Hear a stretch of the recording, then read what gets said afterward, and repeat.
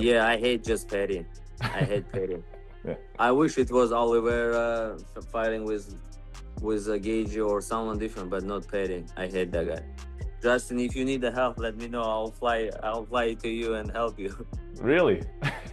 I mean, I want him to win, you know. That guy, I hate him. Arman Tsarukyan is absolutely frustrated for not getting a title shot despite doing all the hard work. Arman is even more angry that Paddy is getting the opportunity because he completely hates him. Arman Tsarukyan claimed Paddy Pimblett only landed a title fight because of popularity, not merit. He suggested Paddy's fanbase, marketability, or the UFC's preference played a bigger role than his actual resume, implying the decision was driven by business rather than sporting achievement. It's the same. He has like a followers or whatever, or his country is big, or I don't know, UFC likes him so much, or he's selling, or what he's doing, I don't know. So he got his title fight because of that. Arman made it clear he completely dislikes Paddy Pimblett and said that if they ever fought, he would only aim to maul Paddy on the ground with elbows. He explained that when he fought Dan Hooker, he debated whether to go for a choke or finish with elbows. But with Paddy, he wouldn't even consider a submission. He would just elbow him all day and all night until his face was covered in blood. Wouldn't you kind of like the opportunity to be the one to do it to him, like to beat Paddy? Yeah. Oh my God. I would just maul his face on the ground just with my elbows. When I fought with Hooker, I was thinking, what should I do when I was on the top? Should I choke him or I just should like elbow him? But with Paddy, I'm not gonna for the choke. I'm gonna just elbow him all day, all night, just make his face like bleeding. Arman Tsarukyan completely goes off at Paddy Pimblett, making it clear he has zero respect for him. He said he can't stand Paddy and wishes someone else were fighting Gaethje instead. Arman added that he doesn't even want to attend the event because if he sees Paddy in person, he might confront him. He joked about giving him a real slap, saying he'd show Paddy the kind of strike he believes he truly deserves. There's a saying that like, don't hate the player, hate the game, but you hold it personally against Paddy Pimblett. Yeah, I hate just Paddy.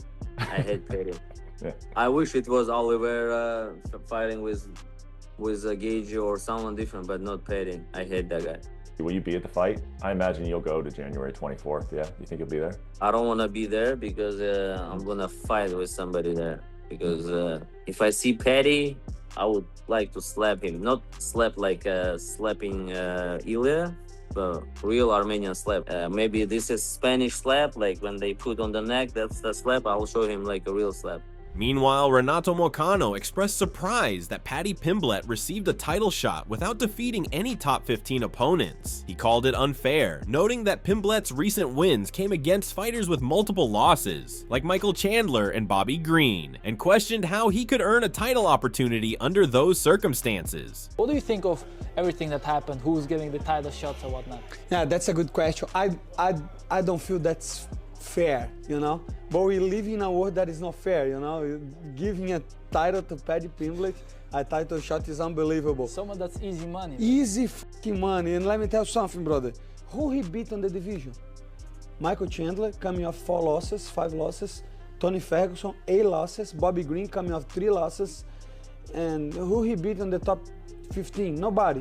Nobody. Renato Moicano believes Arman Tsarukyan missing his fight with Islam Makhachev disrupted the entire lightweight division. He said the division could have progressed if Arman had fought, but now with Ilia Topuria dealing with personal issues and refusing to fight, the Gaethje versus Pimblett interim title fight makes little sense. Moicano called it a paper champ situation, questioning the need for an interim belt when Topuria would be the rightful champion. This is Arman fought, this is Topuria fought, this is, you know, when I fought Makhachev, Arman was supposed to fight for the title and he f***ed up the division, that's the truth, you know. Yeah. If he had fought that night, the division would keep going, but now we have Topuria going through divorce or something like that. He doesn't want to fight, but it is what it is. They have Justin Gaethje versus Paddy Pimblett. To me, this is going to be the paper champ. That, you know, that's not a undisputed champ, and doesn't make any sense to do this interim belt because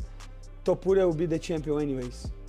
Yeah. So whoever gets the belt now have to face Topuria for the unification of the belt. So to me personally, doesn't make any sense. The fight should be #1 contender.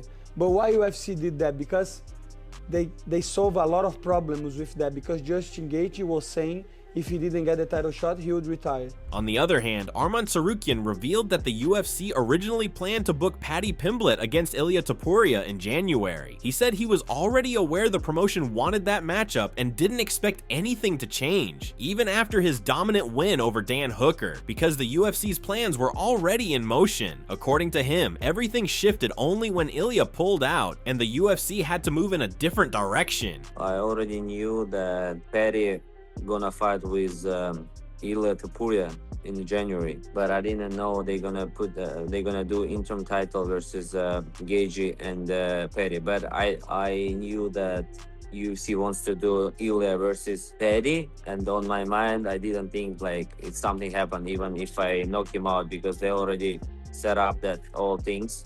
But at the end of the day, Ilia didn't fight. Arman Tsarukyan believes the promotion is elevating Paddy Pimblett to create a high-profile fight with Ilia Topuria, while casting himself aside despite his confidence that he can beat anyone in the division. Arman called Paddy and Justin Gaethje easy matchups, and said even Ilia wouldn't challenge him, noting that only Islam Makhachev was ever a truly tough opponent, and that no one else in the lightweight division is currently on his level. I think this is UFC game plan. It's not like a family issue or something. Is they want to make star Paddy Pimblett and to bring him to fight for the title with Topuria has a bigger name and make it like a big fight, like Khabib versus Conor. But they're not, even if he got the belt.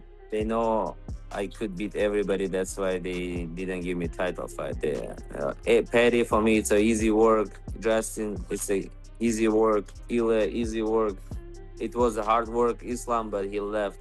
So nobody on my level on this division right now. However, Paddy Pimblett is excited about the chance and has set ambitious goals for 2026. He plans to first capture the interim title, then challenge Ilia Topuria to become the undisputed champion. After that, he wants to face Arman Tsarukyan as well, making it clear he'll take the fight if Arman steps into the cage. First ever time when we fought in January, the earliest I've ever fought. It's going to ruin my Christmas dinner and my birthday because I'm 31 like 3 weeks before it. But it's all going to be worth it when I lift that real title above my head, and Paddy the Baddy is a world champion, and 2026 is going to be the biggest year of my life.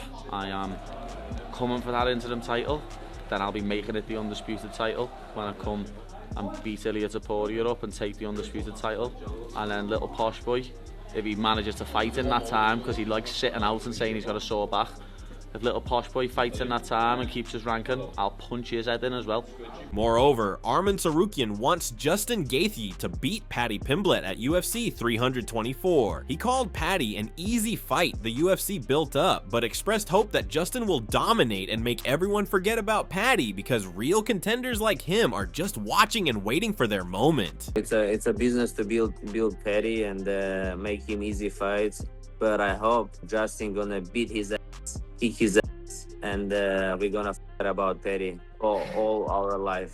They gave him easier because they know he's gonna lose to Ilia, and the real fighters like me just watching and waiting our time, you know. Arman Tsarukyan even offered to support Justin Gaethje as he prepares for his interim lightweight title fight against Paddy Pimblett. He said he's willing to fly out and help Gaethje train, emphasizing that this could be Gaethje's final opportunity to win the interim belt, fight for the undisputed title, and finish his career on a high note. Arman expressed respect for Gaethje's dedication and focus despite their rivalry.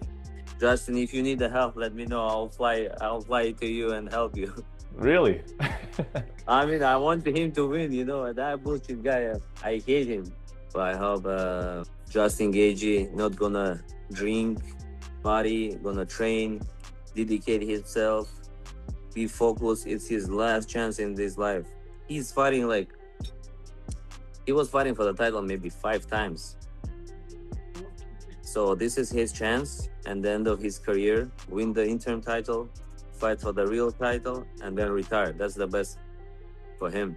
Meanwhile, TJ Dillashaw believes Ilia Topuria is avoiding a fight with Arman Tsarukyan. He said that while Ilia is currently one of the most skilled fighters in the UFC, Arman presents a real threat with his size, strength, precise boxing, and strong grappling, making it a very challenging matchup for Topuria.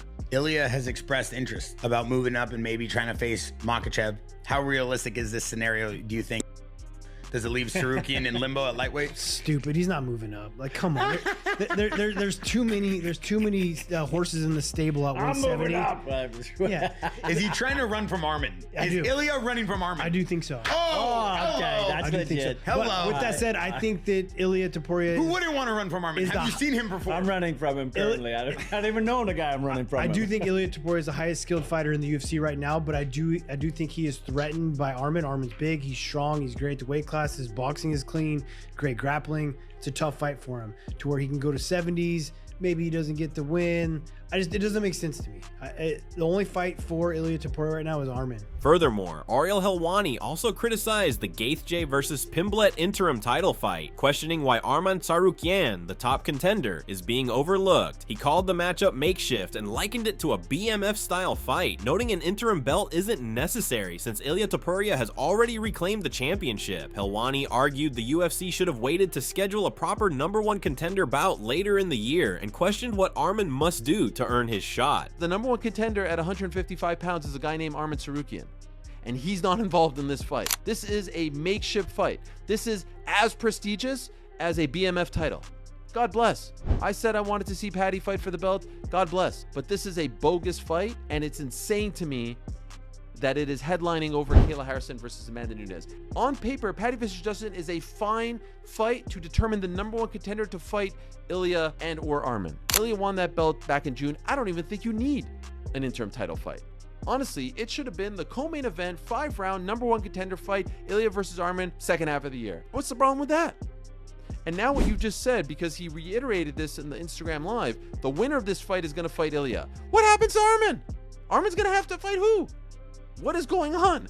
What does Arman Tsarukyan have to do to get a shot at the belt now? Ariel Helwani pointed out that Arman Tsarukyan earned his title shot by patiently waiting, working hard, and then dominating Dan Hooker with a decisive ground finish. Despite this, he's now sidelined and not even next in line. Helwani criticized putting Justin Gaethje and Paddy Pimblet in the interim title fight with the winner facing Ilia Topuria, calling it a ridiculous decision and expressed surprise that such a matchup is headlining a major card. Sue the guy. He sat patiently, he went out there, he steamrolled right through Dan Hooker, he did exactly what he had to do, he did what Khamzat and Islam did not do, he finished his opponent on the ground in dominant, impressive fashion, and now what is he? Now he's just floating in the wind. And he's not even next, apparently. Now, of course, everything could change, nothing really means anything, they make up the rules as they go along, but to put Justin and Paddy in the interim title slot, and then have the winner of that fight Ilia is insane to me. And worse than that, because we have seen interim title fights that have felt a little fugazi.